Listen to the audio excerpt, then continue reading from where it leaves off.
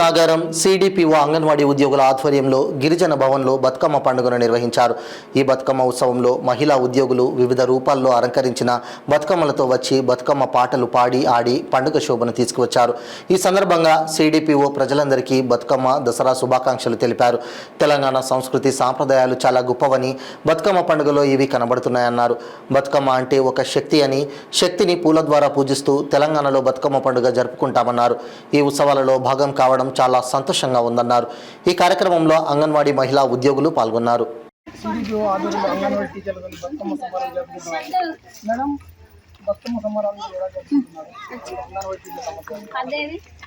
మేము మహిళాభివృద్ధి సంక్షేమ తరఫున మేమందరం మహిళలమే ఈ డిపార్ట్మెంట్లో 95% ఉంటాం కాబట్టి ఈ బతుకమ్మ సంబరాలను చాలా ఉత్సవంగా మేము ఎప్పుడు ప్రతి సంవత్సరం జరుపుకుంటూ ఉంటాము.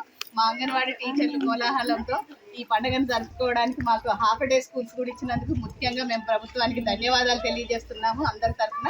అలాగే మేము ఈ బతుకమ్మ ఉత్సవాలను ఈ రోజు ప్రాజెక్టు స్థాయిలో ఈ మండలంలో జరుపుకోవడం అనేది మా అందరి మధ్యలో మేము చాలా రేపు జరగబోతున్న చివరి బతుకమ్మ కంటే ముందుగా ఈ రోజు ఇక్కడ, ఎందుకంటే చివరి రోజు వాళ్ళ గ్రామాలలో వాళ్ళ ప్రదేశాలలో జరుపుకుంటారు కాబట్టి మా అందరి టీచర్ల మధ్యలో మీరు చూస్తున్నట్టుగా పెద్ద పెద్ద బతుకమ్మలను పేర్చి మేము ఇక్కడ ఒక గంటన్నర సేపు కోలాహలంగా మా ఉద్యోగ బాధ్యతలన్నింటినీ కూడా కొద్దిసేపు మైమర్చి ఈ ఆటపాటలతోటి మేమందరం ఉత్సవంగా ఇక్కడ జరుపుకోవడానికి సిద్ధమయ్యాము. నిన్న మేము ఇదే విధంగా కన్నాయిగూడెంలో జరుపుకోవడం జరిగింది, మల్లపేటలో జరుపుకోవడం జరిగింది. మీరు చూస్తున్నట్టుగా పలు వివిధ ప్రాంతాలలో కూడా జరుపుకుంటాం. బతుకమ్మ అంటే ఒక ఆడపిల్లలకు సంబంధించిన పండుగ అనేది మీకు తెలుసు కాబట్టి ఆడవాళ్ళంగా ఇది కోలాహలంగా చాలా రంగులమయంతో పూలతోటి ఆహ్లాదంగా ప్రశాంతంగా ఆడుకునే పండుగ కాబట్టి మేము నిజంగా సంతోషిస్తున్నాం.